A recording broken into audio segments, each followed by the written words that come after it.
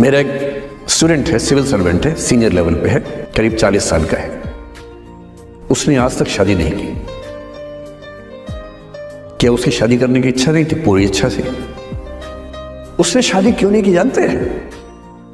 जब वो 25-26 की उम्र में था, जब वो मेरा विद्यार्थी भी था, एक दिन मेरे पास आके बोला कि सर एक बात करना चाहता हूँ। मुझसे मेरे स्टूडेंट्स ऐसी बातें खूब करते हैं पर्सनली आके, अब तो मैं टाइम कम दे पाता हूँ, पहले तो ये सब होता रहता था क्लास के अलावा।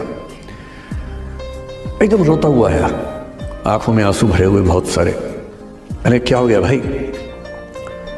तो फिर उसने किसी का नाम बताया कि सर वो भी मेरी स्टूडेंट थी, कि सर उसके साथ रिलेशनशिप थी, उसने धोखा दिया है मुझे। अच्छा, धोखा देने वाली कहानियां मुझे बहुत अपील नहीं करती। मेरा मानना है कि दोनों पक्षों की गलतियों का धोखा करते रहते हैं, ऐसा थोड़ा ना होता है भाई।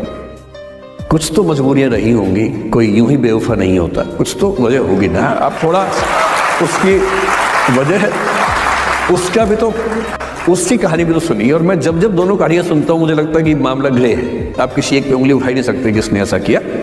दोनों की गलतियां होती हैं, ऐसा थोड़ा कि एक की होती है। तो मैंने कहा चलो कोई बात नहीं यार, हो गया तो हो गया, तू नहीं कोई और सही, ऐसा क्या है। वो इतनी बड़ी दुनिया है, 8 अरब की आबादी अब है, उस समय भी 6-7 अरब तो थी। मैंने कहा 3.5 अरब 350 करोड़ में कोई तो होगी तुम्हारे लिए, ऐसा क्या है, कोई और देखेंगे। पर वो थोड़ा ज्यादा सेंटिमेंटल था उस समय। धीरे धीरे पता नहीं उसके मन में क्या बैठ गया, उसके मन में ये बैठा कि दुनिया की सारी लड़कियां धोखेबाज होती हैं। ऐसे मूर्खों की कमी नहीं है दुनिया में, ऐसे मूर्खों की कमी नहीं है दुनिया में, ऐसे बहुत मूर्ख हैं। एक सैंपल से ये मान लेना कि सब ऐसे होते हैं। और उसके बाद से उसने कम से कम 10 बार कोशिश की, 10 लोगों से मिला, बातचीत की शादी के लिए। डेटिंग तो क्या करेगा 40 की उम्र में, लेकिन हाँ बातचीत करके देखा कि शायद रुचियां मिल जाए, स्वभाव मिल जाए तो शादी के बारे में सोचें। हर बार 3-4-5 मीटिंग के बाद वापस हट जाता है।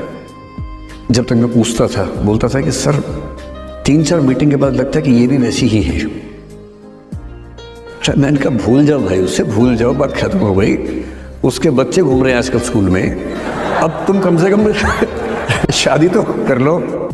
वो भाई साहब आज तक अकेले हैं, तो पूरी संभावना है कि वो जीवन अकेले ही गुजरेगा उसका।